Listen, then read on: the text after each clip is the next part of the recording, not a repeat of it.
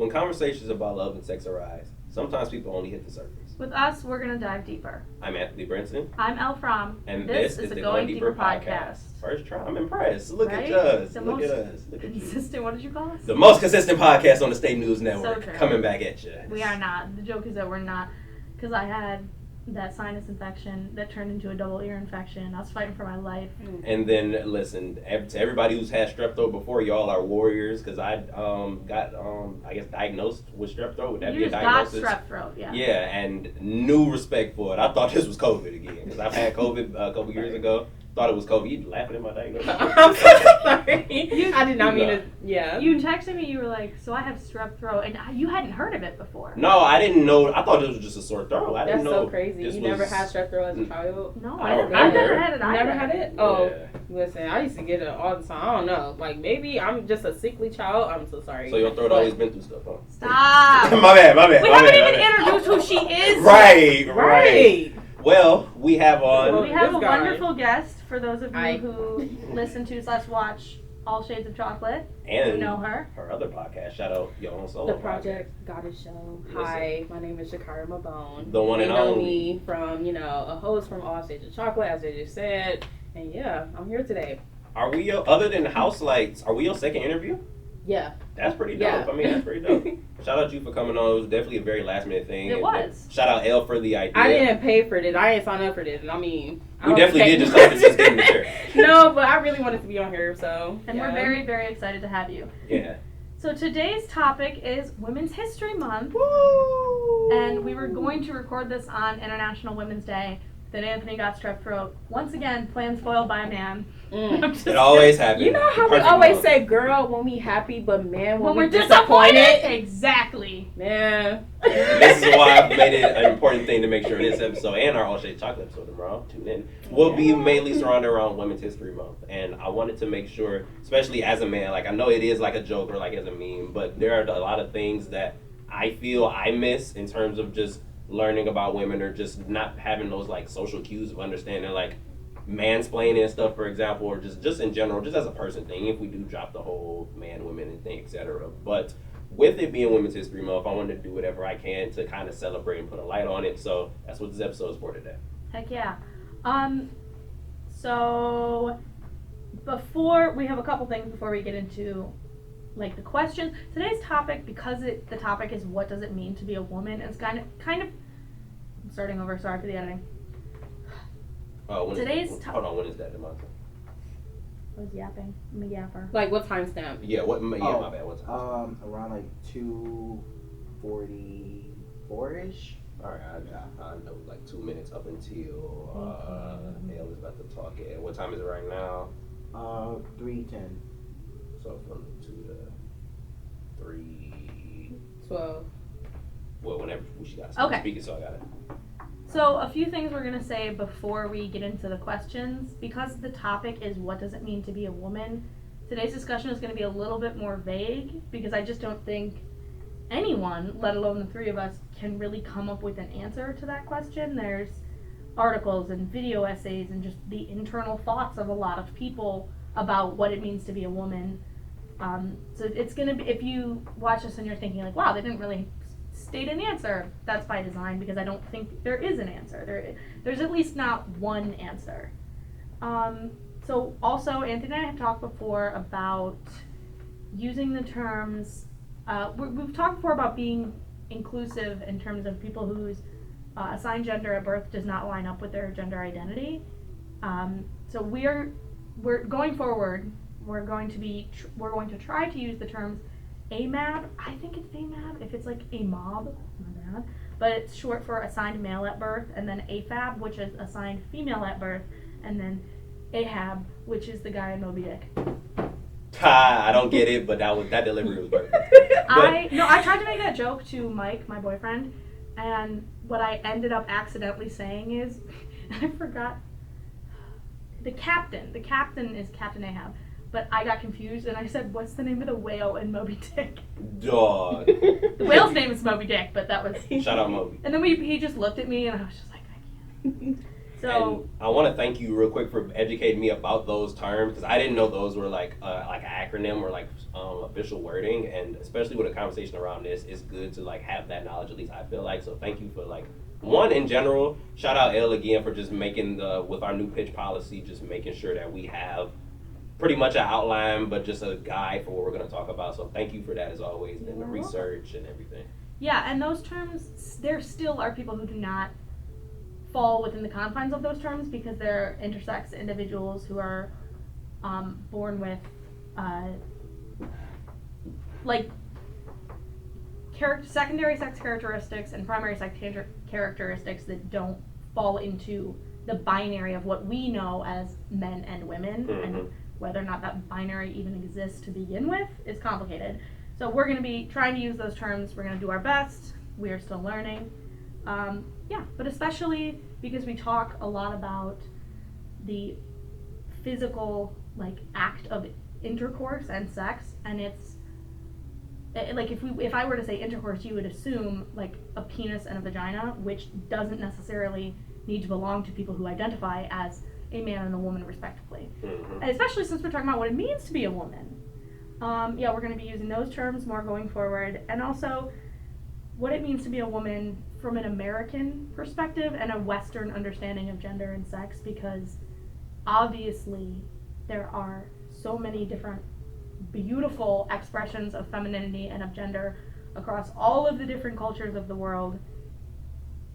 It would take so long to talk about that, and those are also not, at least in my case, ideals that I'm like familiar with, because we're going to talk about socialization too, because I know you probably talked about that in Sociology 315. Like something you said earlier was like as a man you don't like necessarily know all of these things, which is why you rightfully open your mind to ideas like this, and it has to do a lot with socialization.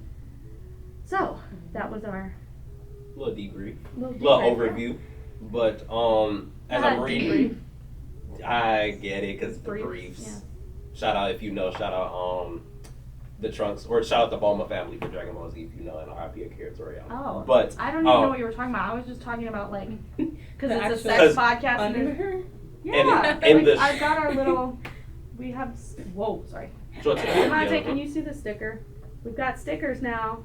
Yay! Shout out to Going Deeper stickers if you're in the state newsroom, and make sure you pick up one. But the Dragon Ball Z reference was there's a family in the show where their last name is Briefs, and then they have a son named Trunks. Oh, So et cetera, et cetera. But wow, I feel like that's not nice. Well, it's not. Well, it is kind of weird. I'm not gonna hold you up. yeah, but they make references to like food. Like Vegeta is the first 5 letters of vegetable. Yeah. VEGT.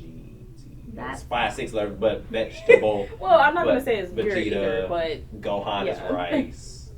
I don't watch. Is that That's Dragon Ball anime, Z. correct? Yeah. I don't watch yeah. anime, so I that's, mean, I know about it, but I never got into it. So. But as I'm looking at the pitch on my phone over here, it says I feel unprepared.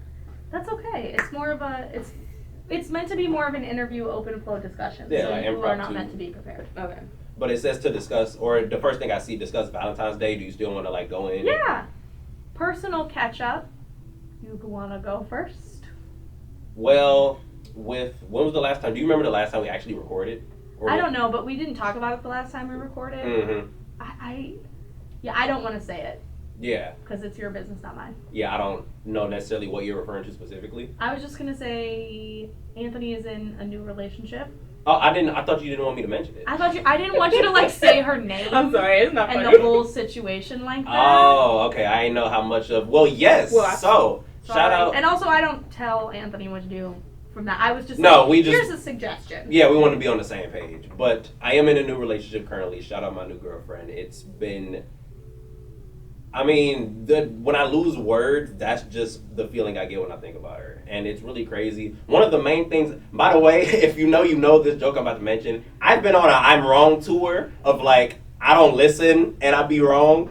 One of the main things my dad used to always tell me was to be friends first, or try and develop a friendship first before you pursue a relationship with a person. And I never listen, caught red-handed, never listened. And I mentioned that because the young lady I'm with now, I've been friends with her for 3 years now. So it made the transition into getting into a relationship much smoother. And again, shout out my dad, shout out everybody who told me I don't listen. Because maybe I don't listen. but maybe right. Yeah, so that's just, I'm still with my partner, Mike. Shout out Michael. His name's not Mike, nor is it Yeah, Michael. I was like, you really gonna call him Mike? We have the origin of Mike with us today. Right. Oh my gosh. Tell the It's story. a long story. Okay, so a friend, we was over at a friend's apartment. It was for a party or whatever, and we was just meeting her boyfriend for the No, first. we were not meeting him for the first time. You had met him before. Did I? You did the Mike thing at my birthday, but you first met him at our friend's. Oh, at her birthday. Yes! Right. Okay, right. So I forgot his name, but when I walked in the door, he was right there, and I was like, "Oh, what's up, Mike?" I don't know where I got Mike from because he kind of looked like a Michael He to does, me. is the thing. But and then everybody was like, "What did you just call us?"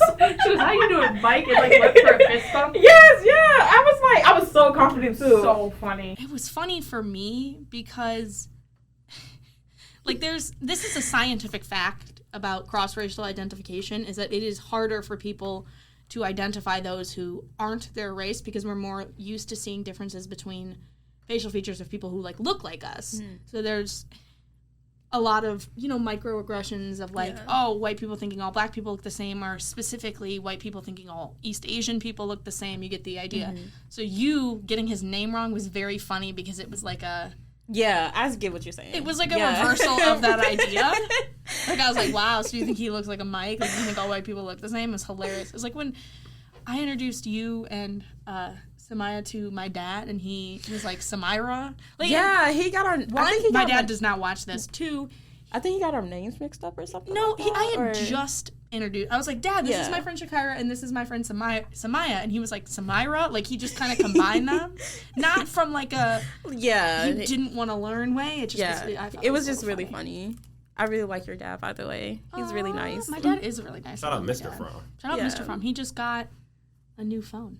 Ooh, nice. Ooh. What type of phone? Right. I don't know. Oh. He's been overdue. His old phone had like the home button, Ooh. right? And Wait, I every like time the home button. he would be Okay, like, I "It's mean, a company sorry. phone. I'm happy to have it." Side little chat. Do y'all prefer the Face ID or the touchpad? from the- Touchpad. Home button. Because you can everything. add other people. Like, Yeah. I'm directionally challenged, and if we're going somewhere and I don't want to grab my phone, I'm like, Yeah, just I hand my touch it. phone. I'm like, somebody else open my phone. So. But So yeah, that's the story of the Mike thing. I'm still with my partner. Anthony's in a new relationship. And I am single, happily single. ready to mingle. Yes, Not really. Not ready to but- mingle? Okay. Nah, cool. not really. Listen, keep your peace. Keep your peace. But one of the main topics that we wanted to talk about is, like we mentioned, what does it mean to be a woman? And Yes. shout out Ariana Grande. God is a woman. But I'm sorry. I love Ariana Grande. No, we were singing so much on the last episode that it made me realize I now have a new worst fear, and that's people I went to middle school with discovering this podcast, because I was kind of a menace. And if you knew me in middle school, I am sorry Dog. for so many of the things that I did, because I don't think I was a bad person, but I think I was just 13, and when you were 13, I was deep in my Hamilton phase. It was just Yeah, you was just that kid. I like starting arguments just to start arguments, just for chaos sake. But I did get voted songbird because I did not want to shut the heck up. So me singing, I feel like if That's people like I my went to middle aunt. school with discovered it, they would be like, here she go, She used to sing a lot. It was so annoying. But she had a pretty voice. No, and I can sing. It's just it was yeah. irritating. So Yeah. if you went to middle school with me, aside from the people I'm still friends with from my middle school, hey. But if you went to middle school with me and you just are discovering this and you're like, that's what she's up to? Yes, it is. Hello, welcome. She Stay still a while. sings. And this is only Not as much. the tip of the iceberg of what you've done. I mean, an incredible editor, great writer. I mean, listen, shout out. So I feel like if they do see you from middle school, they'd see just see the Greatness. beginning of your greatness and where you're going. Greatness, period. Oh, you guys, thank you. No problem at all. So I'll tell you guys the story later. it has to do with me doing this and how often I do it. Dog. I think I'm Someone catching up did- that for you too, somebody- because I've been doing it lately too. My friends and I, we weren't doing impressions of each other. We were talking about our mannerisms, and my friend went, every time I picture you, I can picture you doing this. I was like, and then what's crazy is as I was sitting there, I was wanting to do it. So, how do we identify? We're going to go through some questions. So the first idea here is, how do we identify as women internally? How does that differ between women? Is there one feminine identity? Probably not. And if not, what are some characteristics that different ideas of womanhood share? So if you asked a bunch of women, what does it mean to be a woman to you? What are some things you might find in that? Like, what are some common things you might find? To me, internally? Internally. So not in regards to... Yeah, like textbook definitions and stuff like that. I got it. So being a woman to me, it's about, I don't know. It's about basically being true to yourself. Be sweet, be calm, you know. Be, I don't know, I guess soft. For me, at least. Not for everybody else. I don't speak for everybody else. And it's like, yeah. I have thought about this a lot, obviously, throughout my life, but also... I'm just a girl. I'm sorry, I just have to put that in there. I think I'm just a girl was a fun phrase when it started. But it's like, now it's gotten annoying. They overused it. Like, they don't even use it right. I don't know. No one, like, you'll check somebody on, like, a behavior that isn't acceptable or them not being educated on something they should be educated on. Yeah. And they'll be like, I'm just a girl. Girl, if you don't... It gives, like, I don't know. It gives infantilization almost. Mm-hmm. Mm-hmm. So how do we identify as women internally? I've thought about this a lot.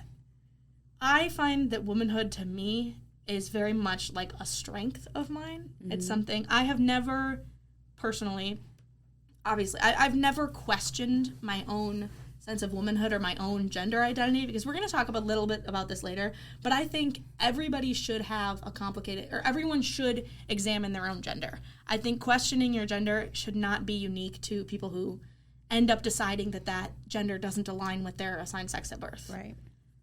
Because I think we all should have a complicated relationship with our gender and what it means to be a woman. So I find a lot of strength in my own definition of femininity and of womanhood. But what that strength looks like can differ, because there is strength in speaking your mind and being bold and being, I want to say aggressive, but I also know there's a difference in how strength is interpreted along racial lines. Mm-hmm. Like, if I were to exhibit a certain behavior, people might say, she's confident, she's bold, whereas if you might do that, they might say, she's an aggressive black woman. She got a bad attitude. And it's just like, well, dang. I mean, I'm just speaking my mind. Like, come on now. Particularly in terms of, like, crying and the way that my tears are perceived versus the way that your tears are perceived, which is very interesting, very worth talking about. Y'all might talk about that on All Shades of Chocolate. Yeah, we're going to touch into it tomorrow. Yeah, I find my feminine identity is very rooted in the idea of strength and compassion as well. Compassion. So mine is like I said, it's more like soft kindness, you know. But also community, I think, is very important. Yeah, I was just going to say, like, sisterhood and stuff like that. Yes, we're going to talk about this later when we talk about socialization and care roles and stuff like that. There is this thing in sociology called care work, and it encompasses a lot of stuff. One of the specific things is kin work, which is maintaining family relationships and maintaining familial ties. So if you think like, oh, my family is having a reunion or a barbecue or we're going over to grandma's house, ask yourself who is planning that, because it usually is a task that falls to women. Mm-hmm. As in, like, my grandma is the one who says, does everybody want to come over for sub sandwiches on the 23rd? Which hopefully I will be able to make it to, Grandma. My grandma does not watch this either. But tasks like that, maintaining those ties, maintaining sisterhood, maintaining community, I think is different in at least, you know, again, within this binary that does not exist, but between men and women. Like, Anthony, I'm sure you've seen, I cracked my knuckles. Anthony, I'm sure you've seen those posts that are like, I literally sent you one last night that was like increasingly masculine ways to say happy birthday. Those are hilarious. Cake and candles, my brother. Cake and candles. Yeah. There was one that said many balloons. Many balloons. My favorite one was presents, like with a C. Yeah. Presents with a T. So like presents, and power. And it was one, oh my God. Another point scored against Father Time. They ate with the cake and candles. I ain't even gonna hold you up. So my friend Heaven, shout out her, she sent me a separate one. And this man literally was like, tribute to the genesis of a gladiator. That's the one That was the same one? Yeah. Why? Tribute to the genesis of a gladiator.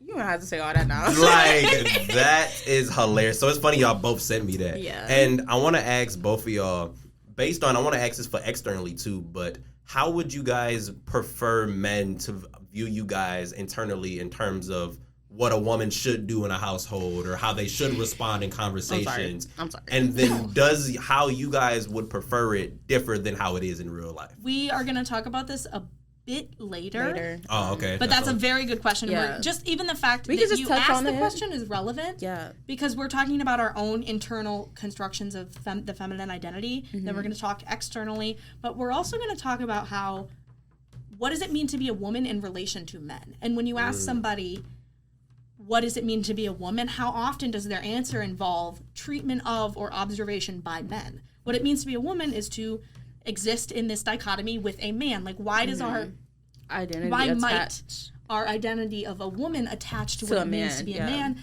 personally in a way that I think the masculine identity does not attach to women. Like, I've been talking about this literally nonstop for so long now. I'm a big fan of Legend of Korra and Avatar: The Last Airbender, and I have this theory. I think Tenzin is a very bad, if not very flawed, if not bad husband. Because we see his character flaws explored really well in the show. Like, I could literally talk about this for so long. But think about what we know about Tenzin. Like, he's the son of Aang. He's an airbender. He has all these issues with only seeing himself as an airbender and not as a person. What do we know about his wife? You know, I never finished She is a Airbender. mother. I was about to say, so unfortunate. I have no idea what she's talking about. Oh, you don't watch it? I've never watched it. For those of you who wow. watch Legend I of just Korra, never finished. we know literally nothing about Pema except for the fact that she is a mother. That's all of her character interactions, all of her arcs, are her yelling out to Jinora, like, be safe, sweetie. And I think that's so interesting, because if you examine her relationship, like, there's a scene where Tenzin reveals he can't, like, meditate, that's the meditation thing, into the spirit world, and she goes, what were you doing when you were off for hours at a time? You have 4 young children. You were leaving for hours at a time when you already were, like, working late for the council? Anyway. Seem pissed off Versus, there. if you compare that, and I do think these pop culture analysis are relevant. Yeah. If you compare that to Suyin Beifong, who her introduction is Korra saying, oh, are you a dancer? And she says, dancer, mother, wife, collector of rare meteorites. You'll find people here have many talents. So, but also, in examining Pema's character, is that, with her, most of what we know about her being that she is just a mother, is that not its own strength? How do we know that's not the role she wanted for herself? How much of it is just the fact that the writers didn't give her a storyline? I'll wait. Although if we're talking about storyline issues in Legend of Korra, we'll be here all day. So you asking about how we want to be treated by men or people who don't identify as women, I think is relevant because, again, how much of our idea of femininity is linked to men. So I guess before we get that, you guys, do you want to go on to the external part? Okay. How do we identify as women? Externally, how are means, I'm going to go through the questions and then we'll talk about them. Okay. How are means of self-expression, clothing, hair, linked to words like masculine or feminine? Starting simple, when kids draw like men and women, they're stick figures with long or short hair.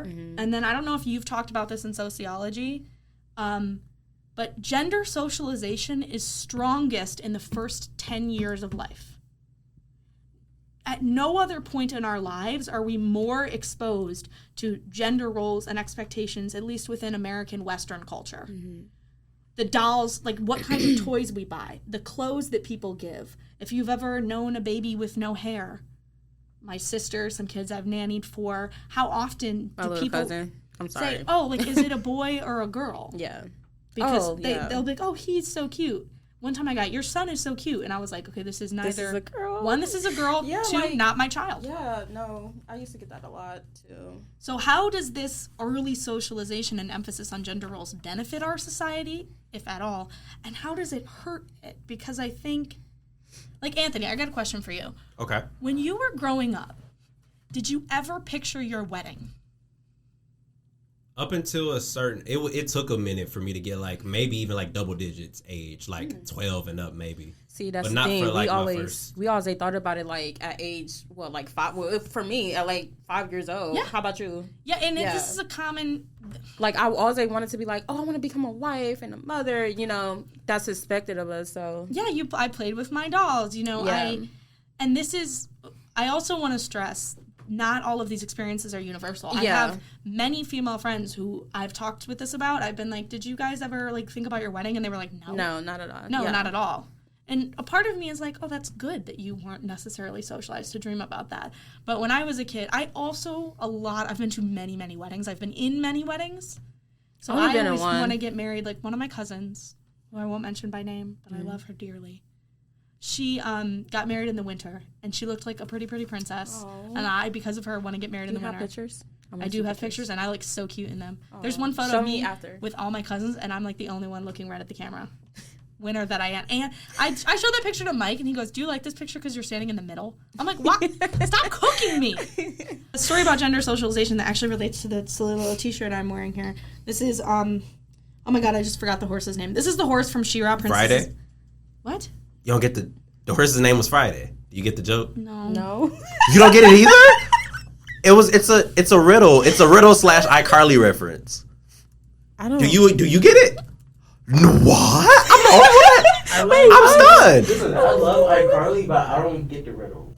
Anthony, it's not just from iCarly. It says It's much for more stuff. Well, I know it's origin initially is a riddle. the phrase comes from a famous riddle that dates back to an unknown time. Yeah. The riddle goes, a cowboy rides into town on Friday, stays in town for 3 days, then leaves on Friday. How did he do it?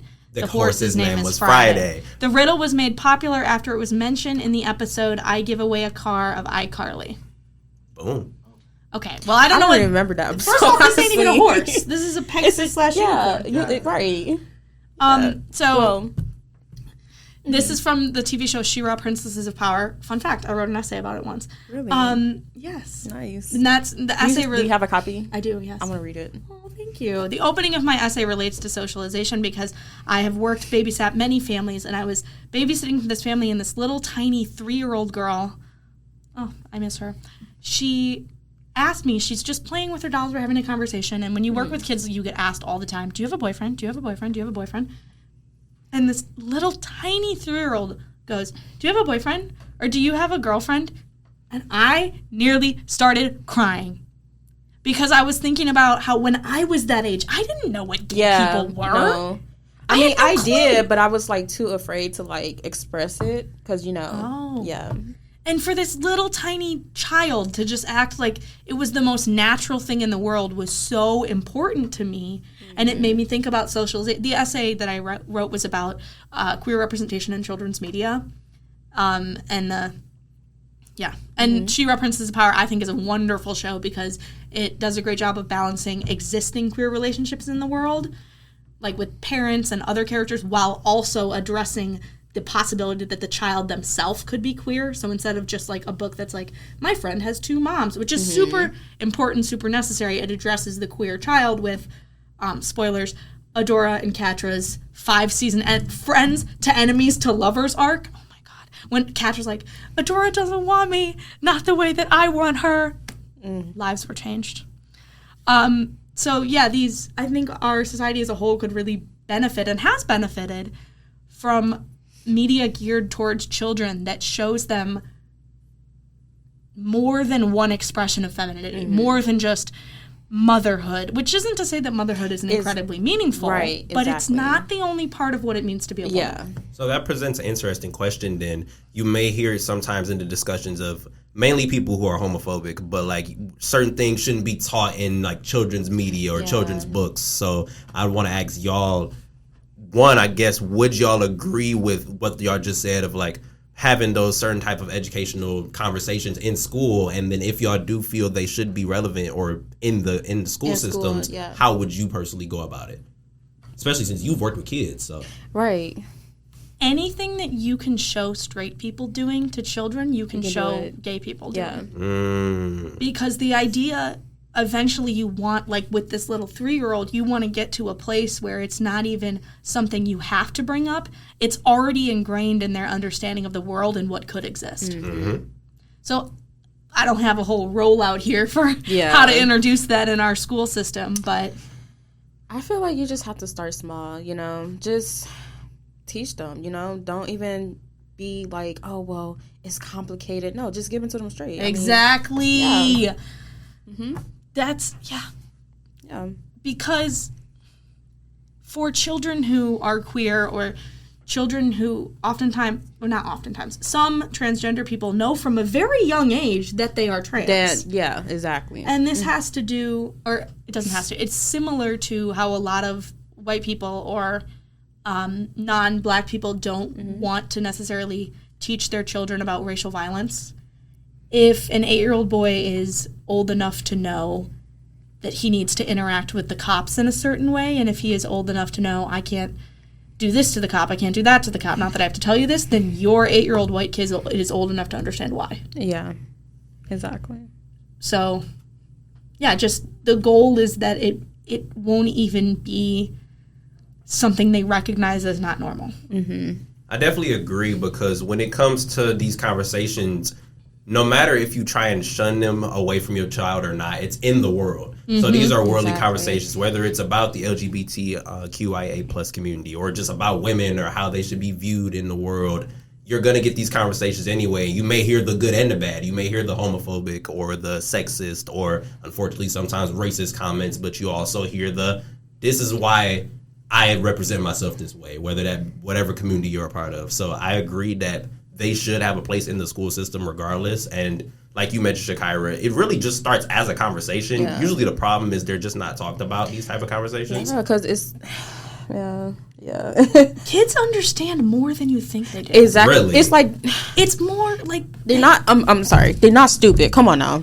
They are not stupid. You can tell a child, like, did you catch this in, I think 2 weeks ago, the Abbott episode? The substitute teacher in Janine's class used gender-neutral pronouns. Yeah. It just said MX. Mm-hmm. Yeah, kids will, like, you could say to a child, oh, like, this is uncle or aunt. Wait, no, you wouldn't say, sorry, that's my chair. You wouldn't say uncle or aunt, but you would be like, oh, this is my friend. And then the kid would be like, are you a boy or a girl? And you could be like, oh, this person doesn't really identify with either of those terms. And the kids will be like, okay, watch me do this. And then they'll do like a stupid thing that's supposed to look like a backflip. They have more pressing things on their mind. Yeah. They're like, they have short attention span too. So it won't probably like stick. But at the same time, I feel like that we do need to like teach them to get them, like you said, to understand so it can stick with them, if that makes sense. So, yeah. And then especially, were you about to say something else? I was going to talk more about how we identify as women externally. So clothing, hair, like when we link these terms to feminine or masculine. It's funny because I have a story. Go ahead. So when I was 15, I decided to like get a haircut. It was like shaved and things like I remember. So I was like, can you turn our mics down a little bit? Oh, sorry. Crazy enough, I asked them to turn you up a bit. Oh, sometimes I noticed it get louder. Oh, yeah. But, so I decided to, do a shortcut and stuff like that. And I was living under my granddad. I love him to death, but, he pretty old school. You know how old school black... Traditional, you'd say? Traditional, okay. Yeah. I don't, but... Well, you don't, but, Hey, is your granddad black? If you know, you know. Inside joke. Shout out Brad. But yeah, that was so funny. It's funny because I think where I was at my dad's for a weekend, and I decided to cut my hair at my dad's house. And, I went to a male barbershop, which is like the weirdest experience I ever experienced. Really? Yeah, it was just. Could you expound upon it? Man, it was just bad. They were just like talking about women in a like in a sexist way, like in a perverted way, didn't they? Oh no, I don't think they did, but like they were just like talking like sexually around me, and it was like, bro, I'm a 15-year-old girl, like come on now, yeah. But so I was at my dad's house because my dad, I mean, he's like really open-minded, so he was like, if you want to cut your hair, go ahead. I mean, I'll pay for it. Aww. So I did it, when I was at his house, and then I went back to my granddad's house and things like that. And he was like really mad. He was like, why would you cut your hair? Kids will pick on you. You're a girl and stuff like that. And I was just like, dang. I mean, why my hairstyle's got to define me as a girl or not? I mean. It's so interesting when conversations like those arise. And he really did hurt my feelings at the time. I was crying. And but it usually. It's okay. Yeah, and that's so unfortunate because it usually comes from like an underlying like concern on like not trying to throw you down, but just they don't want kids to pick on you, right? Like you said, kids are going to pick on you. But it's unfortunate that that probably was the truth. I didn't get picked on. Of just the idea of like kids being cruel is what I'm speaking of. Kids can unfortunately talk about the darndest things, and then just you did it to express yourself and you thought you looked good with it. So that's just all you were thinking about. But then you might have to think about all other factors of all that. So it just becomes unfortunate when you get that clash of why'd you do this, and then your answer may not really be good enough depending on who you're talking to. Yeah, and it's just like not to like put my family on blast, but they was the type to like not hear you out at all. They used to like shut me down a lot. So yeah, that's another story, but yeah. And you mentioned something interesting, Elle, when you were asking. If I heard you correctly, you asked, were they saying like female? Is that what you had asked? Yeah. I'm not a big fan of the word female either. Being referred to as human women. Yeah. If you're talking about, Actually, I'm not I a big. just Let went me across the clarify. tweet. I was about to say, can you, and my question was going to be, can you educate me on the perspective of why that's bad? Yes, I'm not a big fan of the use of female as a noun. Mm-hmm. If you're saying like female basketball player, shout out Caitlin Clark, or Angel Reese. Mm-hmm. But if you're talking about just wait. As Shakyra shows or something. See, It's a tweet. exactly. It's a tweet It talking says about an adjective is used to describe a noun. Female is an adjective to use to specify a type of noun. Female doctor, female tiger, female SUB port, etc. Female is not a noun. USB port is I don't crazy. know. He was just talking inside of his neck. But anyways, yeah. So Yeah, it is a noun, and as a linguistics minor, parts of speech are all lies and made up anyway. Dog. Me fighting for my life, trying to take a final, but there is a specific way it gets used now in terms of men complaining about women saying like, oh, females these this, females, females yeah, that, and it's like, and they never say males. So I'm not a big fan of that, the use of that word. I don't think anyone who's ever used it once is a bad person. I just think it's subjugating in a way. Yeah. So, from my perspective, because I do have a different perspective, even though understanding that it makes a lot of sense, I just feel like it's a tonal issue of like, if I am referring to someone who is represented as a woman, I say they are a female. I feel like that isn't bad, but if I'm thinking like, y'all females over there, then obviously that is when it comes like an issue from my perspective. So I do think it's more tonal, at least when I use it. But you made an important distinction of, let's say, men who do refer to women as females sometimes, but they don't say males. That is an issue. Yeah. Because then it seems more intentional to kind of... Oh, it is intentional. Objective, or not objectify, just I think you said subjectify, or subject. It's like... Women are often, in many countries in the world, second-class citizens, which means we do not have the rights that men do, let alone people who fall outside of that binary. But we don't have the rights over our own bodies and the choices that we get to make for them. Exactly. So for a long time, women, especially women of color, did not have the right to vote. Obviously, black people didn't either. But... we're coming up on, or no, we already passed it, 100 years of white women being able to vote, which is a big deal. But yeah, being treated as second-class citizens means you are not seen the same way not seen equally that men are. Again, I don't have to explain that to you. You guys are both white. But no. I mean, when you say females, like, why wouldn't that sentence work if you said women? And it would work the same way. It should work the same way. But it doesn't, because... Also, it's just any generalizing statement. So, another thing in terms of self-expression, when you link means of self-expression to words like masculine and feminine, I really think you limit the possibilities of your own self-expression. Like a man thinking that he cannot wear a skirt. Think about all the cool looks you are missing out on. Or I bet you could rock that. Do you remember? Do you know who Dennis Rodman is? Of course. Yeah, that whole thing. Shout out to Chicago Bulls and Detroit Pistons. Right. Yeah. So what did he do? Well, I guess he was like wearing a dress and stuff like that, and everybody was just like in a outrage about it, and then And even more personally, I won't put the people and Kid Cudi too. Shout out Kid Cudi. I won't put the people who specifically said this on blast, even though if you know me, you could take a wild guess. But there was a documentary of Dennis Rodman that came on, and it showed that he had a belly button piercing, and my people who I was talking to at the moment made a comment that said, he's so weird to have that belly button piercing. Why would men ever get that? Because it looks cute. I'm sitting there with a belly button piercing. You have a belly button piercing? You don't know that? We was at the beach last summer, and he had it since then. We Since were last at the summer. beach last summer. Yeah. That's what I said. Are y'all coming out into the water? And you were like, we are out. They went knee deep. Because we don't know how to swim. Yeah, I was scared. So funny. It was me and Claire, our other friend who is white, and then the rest of the friend group who is not. And they were, Claire and I, we swam all the way out past where the waves break. I thought they were We're, like, mermaids. I thought they were going human under. mermaids. Yeah, he stuff. kept calling them mermaids And the whole time. I turned back and they're all standing again, like We knee, was, like, not on even the waist shore. deep. We're going. We was like on the shore. I thought you guys basically, said the you were shoreline. coming out, and y'all We went. were. We are out. I'm like, this ain't out.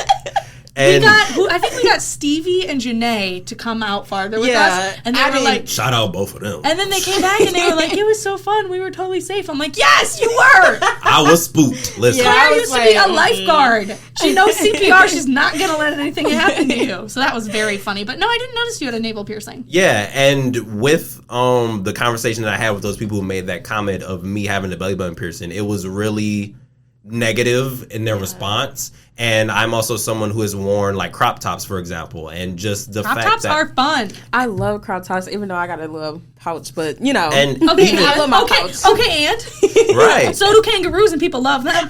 Wow, that's hilarious. And even to tie it back into women, I was having a conversation with a woman who was very close to me, and she was explaining how if she wore more male presenting clothes of like a sweatshirt and sweatpants, her inner circle deemed her as a part of the LGBTQIA plus community, and would ask pretty much to be more blunt, like, are you gay because you wear those certain clothes? And it was so frustrating to me because of just having the reverse of like, if I wear certain things, of having my male counterparts be like, are you trying to tell us something, quote unquote? Yeah. I think but That's like when, guys wear like eyeliner and stuff like that, eyeshadow, and it's just like, why does makeup have to be, it's a very interesting case of usually when someone who identifies as a woman takes on masculine qualities. I'm trying to think of the best way to say this. In Western civilization, women are more impacted by sexism, which is not to say that men aren't impacted, but it's more like if you hear people talk about, well, men also suffer from the patriarchy. Yeah, who set the system up? yeah, No, we're not being treated equally too. Well, whose fault is that? right. But that's an interesting case of where When come from the house. exactly, but where men they get more, at least in my experience and opinion, they receive more pushback from presenting in a feminine manner than women do for presenting in a masculine manner. Like, it's way more common to see women wear pants than it is to see a man wear a skirt, for example. Mm-hmm. And when people do push these boundaries, as is the case with so many things, it's the white people that do it that get the credit. Like Harry Styles being on the cover of Vogue wearing a dress, even though Billy Porter has been pushing gender norms in fashion for Do you watch Pose? far longer. No. You should watch that. It's a great Okay. show. But it's not to say, even when Harry Styles was on the cover of Vogue in a dress, it was a huge deal. Dresses are fun, you guys. Exactly. I love a good dress. I used to didn't like dresses, but I'm grown to them now. this reminds me, I done told Shakyra and Jada, shout out Jada, because we live in the same space, and when they wear like their nightgowns, I be telling them like, that looks so comfortable. Like, they need to make male nightgowns. Matter of fact, let me look at the camera. They need to make male nightgowns. And I want to make a Kaisa Nat joke, but I don't know who that Is that the shirt? Mm-hmm, yeah. Anthony, you could get a male nightgown and then you could get one of those like stocking caps and like a Yes, candle. yes. That's a vibe. Y'all be looking so comfortable. It's so This is the most comfortable. random sidetrack We in be the letting them world. girls out. But Girl. I don't. Girl. I'm just, come on. It be so comfortable. I mean, come on now. The most random sidetrack I can think of, but it's crazy how they do y'all with pockets. Like how y'all pockets be barely existent, but then they want y'all to wear Because like they wanna sell us handbags. yeah. So that they do y'all so What's scandalous. your hair? Hey yo, Not like I like that. that you Hey Not like yo. that. First of all, I'm playing. Second, I know I've had pants like that. Like, But also, another factor in limiting means of self-expression to the ideas of femininity and masculinity are that women who want to push back against that developed internalized misogyny. Like, when I was a kid, I was like, I don't like pink. It's girly. why does that make it bad? Mm-hmm. Because I didn't want to be girly. I'm not like other girls. That's why I have a feminism playlist. And one of my favorite songs on there is Most Girls by Haley Steinfeld, because she's like, I want to be like most girls, as she should.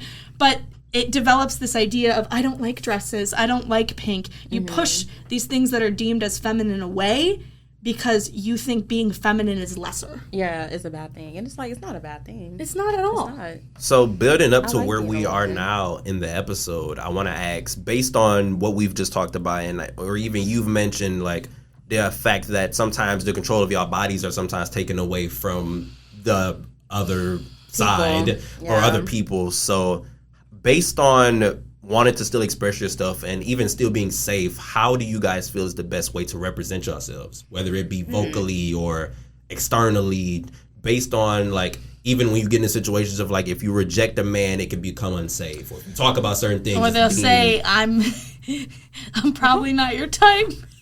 A guy hit on me in my laundry room. Oh. He asked for my Snap, and I said, no, thank you. And then he said, that's okay, I'm probably not your type. like, pick yourself up. And for reference, what was crazy, what surprised me, he was black, and I thought that's what he meant. I'm 95% sure that is what he meant. I think that's what That's he meant. Because fine. I doubled back, I said, what does that mean? And he was like, it just means I'm not your type.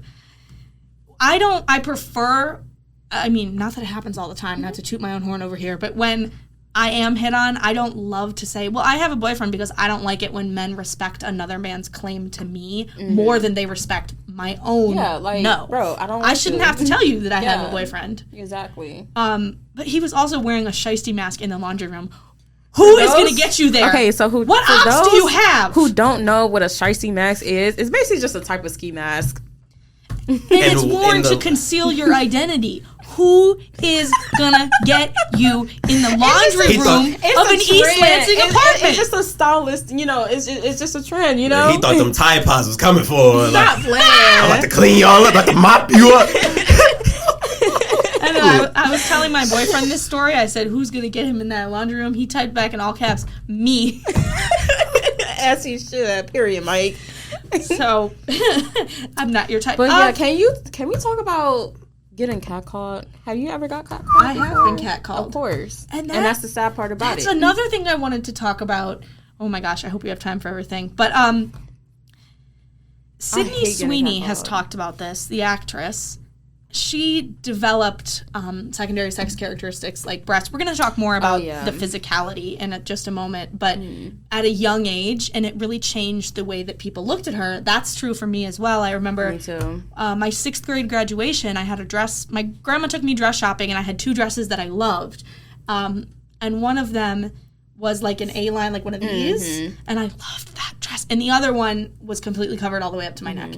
And Your grandma told you to put the other one on? no, my grandma let me take both of them and said, Which one? she let me pick both of them and said, your mother is going to decide. Oh. So I showed them to my mom, and my mom didn't let me wear the one that, Yeah. and it was, I really, really didn't like that. Part of it has to do with that I went to Catholic school, so my 6th grade graduation was in a church. Yeah. So you're not supposed to wear spaghetti straps anyway. But I think if I had a different physique, it wouldn't have been a problem. And it really changes the way people look at you when you're younger. Yeah, I had a battle with that too. Like, you know how I'm wearing like skinny jeans right now? You need jeans on, and you know my head nappy. Hey. I want to do this dance. Nah, I just doing that. You just told me to put my hand in your pocket. So yes, I did know you were wearing skinny jeans. But it's like a thing that I used to grow up with. Okay, so I'm a very curvy girl. I always been a curvy girl since I hit puberty. I mean, that's just how it is. So I couldn't really wear like shorts or whatever, or like a skirt because, you know, of my body and things like that. When you say couldn't, were you uncomfortable with it? Or No, were you silent or were you silenced? I was silenced. I was silenced. I wanted to wear this, you know, the skirt and the cute shorts, but you know, my parents, or my family, they just wasn't going for it because they was like, oh, well, you know, man is going to be looking at you. Like, okay, I get it. Now that I'm older, men are so perverted. It's so. 2 minutes ago, we just had a discussion on general statements, but it's interesting. Who is more likely to Because even when people talk about, oh, well, men are assaulted too. Yeah, but by whom? Most of the time, other men. Yeah. I love the fact that you know when to use who and whom. Like, that is just so cold to me. But I used to struggle with that a lot. This presents a question that, if you know me, I always express how I'd love to have a daughter when I have kids. And I've asked this question a lot to the women in my life. But how do y'all feel of the dynamic of having to change your clothes because a man is coming in the house? Absolutely. That is not something I had ever heard of till I was older. Really? I never had to do that. Yeah. Because like, no man who ever would look at me that way would be allowed to do that. Yeah. So I just feel like if you're worried about that person, why have that person around your daughter? But at the same time, it's just like, I don't know. I just feel like, well, at least my family, they just presented it, and most family, they just presented it wrong. They made it seem like that the daughter or the little girl in the family was in the wrong. Mm-hmm. But it's just like, you can just teach your daughter how to, present themselves in a better way without shaming them. I personally feel but why should she have to change the way she presents herself? herself? I absolutely get that, too. It's especially as a man and as an eventual dad, it's such a hard conversation to think about, because the right answer, in my opinion, should be they shouldn't have to change their clothes at all. And if, like you said, if there's somebody in their house that's presenting a danger, they shouldn't be around in the first place. However, I can see the alternative of, let's say they have hit puberty early and they have body parts that may show more than others, then I can also get from the perspective of how you're carrying yourself and not from just the people entering your home. I personally feel like, well, maybe that's just me. They was doing it in a way where they was like making me feel bad about it. Like, dang, it's not my fault that I have this and this and that, you know? What makes it weird is I've had to also be in that position. Like, me and my sister have been in that position of, like, my parents, they'd usually be against, like, if I'm wearing a tank top or shorts, if somebody's coming over. Like, they want me to throw on, like jogging pants and a shirt. Which I always, from a guy perspective, and I would always counter it, because I would say, like, one, I live here. Like, they don't live here. Why I gotta change my clothes? And I'm not about to be in their fam. I'm about to be in my room. But exactly. Oh, DeMonte showing. I can't see what he's. If I'm gonna grab this real quick, show it to the camera. Are we yapping? State News, Michigan publication that I don't get. If you could explain why you're showing me this. So it's good news, actually. Oh, you just not got interrupting that. us. Yeah, I know. Okay, see, we're on a roll here. Shout out that. Hold on, we'll talk about it off camera. Okay. Shout out whatever that is. Though. Yeah. Are we still recording? Yeah. Okay, just make Luckily, sure it didn't cut out again. I also, just in case, and I used to start doing this anyway, but I record it on my phone just in case. Okay. So if it do stop again, this is actually all the stuff we've been talking about ties really well into my next set of questions. So, in constructing what it means to be a woman, what is the role of assigned sex at birth? That's the AFAB term we were talking about. How do sex organs and secondary sex characteristics play into our ideas of womanhood? Then this is a personal statement of mine. Limiting the feminine experience to just physical traits holds us all back, not only because it's transphobic, but because womanhood is so much more than just physical. Mm-hmm. How do women who aren't assigned female at birth construct their identity as women? And then that's what I was saying. I think it's important for everyone, including cisgender people, to examine their own relationship with gender and how that contributes to their identity as a whole. Because I think we all should examine our gender, but I don't think anyone's identity should only be rooted in their understanding of gender. Mm-hmm. And this has to do a little bit with physicality and self-expression. I did Shakespeare camp in the summers. Shakespeare camp. I did outdoor theater Shakespeare camp. Was it fun? It was so much fun. It was probably the best part of my high school experience, like hands down. I played a man 4 years in a row. I was Trinculo in Tempest. I was Hamlet in Hamlet at 15 Flex. Nice. Well, it was a youth Shakespeare program, but I was still on the younger side. I was Oberon and Theseus. I was double cast in Midsummer Night's Dream, both male characters, and it was a woman playing my wife. And then I was Macbeth in Macbeth, and it was again a woman playing my wife. Mm. So I've played male characters 4 times, and I did wear pants, but I never it was in the summer and it was outdoors, so I was wearing a tank top because it was hot. Yeah. But I remember I had a super awesome director. Shout out Franny Shepard Bates. I have no idea if she would ever see this, but I miss her dearly, and she was a wonderful, wonderful influence and role model throughout my life. But one thing she said to me was, after I'd been playing Hamlet for a while, I got used to sitting in a more masculine manner. Oh, like whoa. Oh, I sit like this. Like, oh my gosh. I gotta yell now so the mic picks me up. Like this, or like with my hips spread quite wide and my hands down on my knees. So sometimes it's kind of like hard for me to like, close, I guess close my legs or whatever. So when I was like in middle school, I used to like sit like this in class or whatever. And I remember these girls, they was like, close your legs, be a lady. And I was just like, my grandma says be a lady all the time. Be a lady. And I was just like, no. Dang, I just can't sit however. Listen, I don't care. I sit like this. I be like this. Y'all not gonna tell me how to sit. There's a singer, her name's Devin Cole. My baby sister introduced me to her. She has a song called Hey Cowboy, and in the song she says, I'm a woman, not a lady. And I like that line. There's but what this woman said to me, this role model, mentor to me, I was telling her I'd been sitting like that more, and I said, I don't remember what I said, but I remember her response to me because it has stuck with me for so long. I said, now I feel weird though. I said, I was like, oh, I've been sitting like this and this and this. I don't want to bother people. I don't remember what I said, but it was something of an apologetic nature, like that since I'd been practicing that way, sitting that way because I was playing Hamlet, I'd been doing it more at home, this and this and this, and I felt bad, and she looked at me and she went, never apologize for the space that you take up in this world. I think you told me that. Of course, yeah, because I think about it all the time.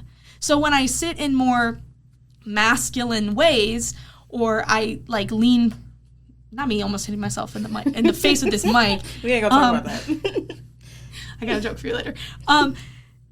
That's something that I remember. So how we sit, the space we take up, we as women are often encouraged to be seen and not heard, to make ourselves look small, and I think that's very limiting. Yeah. So, okay, what's the role of assigned sex at birth? How do sex organs and secondary sex characteristics play into ideas of womanhood? Because that's an important distinction to make. Breasts are not sex organs. And when we were curating this episode and making the pitch and everything, she explained this to me, and I was just sitting there like, I never thought about it like that. They are not there for a sexual purpose. So, sex organs, for nursing our babies. Exactly. Yeah. But if we think about, I couldn't give you a full list of sex organs, but like if you think about a penis or testicles or the vulva, or actually, fun fact, the clitoris has no actual purpose. It is not necessary. It's just for like the cherry on the top, clitoris, really? No, literally, the clitoris is the only organ on anyone's body that exists only for pleasure. Period. As a joke. No. So, but breasts are not sexual by nature. There is nothing about them that is for sex. Yeah. Which there is like a free the nipple movement that women should be allowed to walk around topless like men can. Mm-hmm. Free the nipple, hey. But it's taken out of context. My brother, cake a candle. That's what we're talking about, though. I'm being funny for her point. Yeah, I know. It's a complicated discussion because that also has to do with what we were talking about earlier. Do you remember what I said about like kids and gender? We eventually want to get to a place where they don't even recognize it as weird. Like, yeah. So if I ever have a daughter,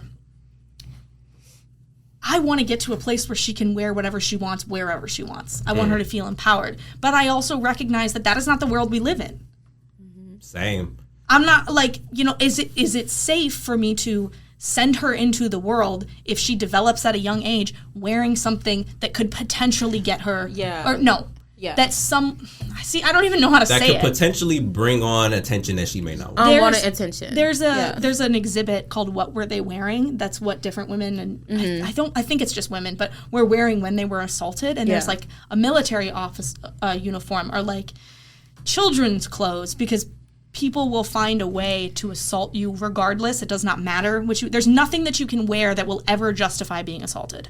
And that's the counter argument that I think of when you get the conversations of, change if you're going in a different area or these type of things. It's like, if a sick person is going to do a sick thing, do it regardless. It doesn't matter if they're fully covered or not. But like, it affects our discussion of like the free the nipple movement, because we want to be in a world where breasts aren't overtly sexualized. Like, freeing the nipple is not a sexual thing. Yeah.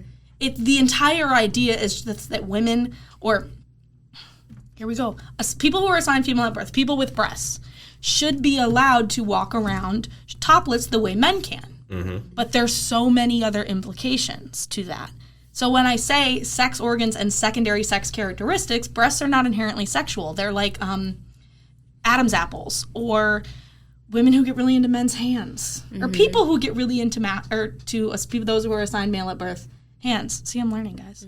Like, you ever seen that? People are like, oh, look at his hands. Yeah. Like, okay. And it brings an interesting discussion of, like, even with me making my joke of, like, yeah, I agree with free the nipple. It's usually if a man were to say something like that, it's mainly to be sexual or to view those as a turn on or things of that nature. But when you really think about it, it's like breasts are there to breastfeed. Yes, for nursing. So it's really, and even I've been in situations to where I, again, my second job at the Brinson Center, to where a mother had her, I think it was their daughter, but their child, and they needed to breastfeed them. And the lady had asked me, like, is it cool if I breastfeed my kid over like the little side area? And then I was like, of course, yeah, go right ahead. But I thought about it, I'm like, wow, that's really, that has to be a question because of making people uncomfortable or people staring. Or there's like a particular photo, forgive me, I don't know the photographer, but of a person with breasts, I don't know how they identify, but breastfeeding their child at a mall in front of like a Victoria's Secret ad, and it was like, one of these things is not allowed. What was the thing that was not allowed? Breastfeeding. But the breast being presented in a sexual context to sell something was allowed. So, but the role of assigned sex at birth and constructing our idea of womanhood, like I said, is not only transphobic, and that's all it has to be for it to be wrong. It shouldn't need to affect other people. If it's transphobic, and that is enough. But that's not all it is. It hurts, like, if people talk a lot about transgender women in sports and how, like, they tried to do this thing where they instituted a cap of certain hormone levels that you could naturally have in your body. Yeah. That hurts cisgender women, too, because there are cisgender women with high testosterone or high whatever the particular chemical was. And this is like one of those, if you don't see color, you don't see patterns. They were black women. Sports are based on natural advantage. That is the entire point. And no one ever shares the stories of the time. Like, there's a transgender swimmer. Her name is Leah Thomas, I believe. Nobody ever talks about when she loses. So with that conversation being presented, because that is also another interesting thing, as someone who is into more sports that are more physical than average, like UFC, boxing, do you feel, based on nothing, should transgender, or let me not ask, should transgender women be allowed in sports like that? Do you feel as though it should be universally accepted that transgender women are in sports of UFC, boxing, etc., regardless of testosterone or whatever? Personally, yes, but I will. Is that what you were saying? Estrogen? Yes. Yeah. But there are other chemicals too, and I also acknowledge that I don't know enough about the science behind it. Same. But I am also not a fan of these sports because I think a lot of the times people who are like, oh, there's a trans woman, she's a swimmer. I didn't know you cared about women swimming. Tell me one other fact. Who's your favorite swimmer? They don't. They just want to have a problem. They just want to talk about. As interesting as that is not our topic today. But another reason, like I said, it being transphobic is enough for it to be wrong. But it doesn't just impact trans women. It also impacts people. Like, limiting femininity to the idea of motherhood is very, very harmful and toxic for people who cannot have children. Exactly. Especially if they want children. It's harmful for women who have had ovarian cancer, endometriosis, a hysterectomy, menopause, like PCOS, breast cancer, like, who have to have I forgot what it's called, possibly a mastectomy, but like who have, like, there are people who have had their breasts removed for reasons other than gender affirming surgeries. And gender affirming surgeries also aren't limited to trans people. If you've ever seen a man get jaw implants, Bad Bunny, you will know. Cisgender people have all kinds of gender affirming surgeries. Yeah, I was add that in my notes to cut that out, but you said it in a way I don't think I could cut that statement out without the statement. So you got me, but I never. Is that like fact? But if I'm gonna keep it in, it's allegedly. To quote Wendy Williams, allegedly. I don't like the gender affirming care is not limited to trans people. I like women who decide that they want boob jobs themselves. That is their prerogative. Exactly. Their prerogative. So not only does limiting, I've said it like 3 times now, the feminine experience to physical characteristics, especially secondary and sex organs and secondary sex characteristics that we are assigned at birth, is so damaging, because the idea, to at least to me, of what it means to be a woman is not physical. I'm not like, oh, I'm a woman because I have boobs boobs and I have hips and I have thighs. I exactly. mean, It's almost like those are normal things that anyone can have. Yeah. Exactly. Yeah, men can have breasts too. Men can get breast cancer too. You know that, right? Mm-hmm. And I didn't know that You for know the that? longest time. Yeah. So Yeah. that is crazy, and it proves the point that these are not just Especially feminine or Traits or- masculine. yeah. Mm-hmm. And even some of the things, when we think of gender versus sex, even some of these, like, things that we would lump into the sex category as purely biological cannot be changed, they can. Like, people with a 9th grade understanding of biology should not be telling us what sex and gender mean. Stop talking. Myself included. Do you ever shut up?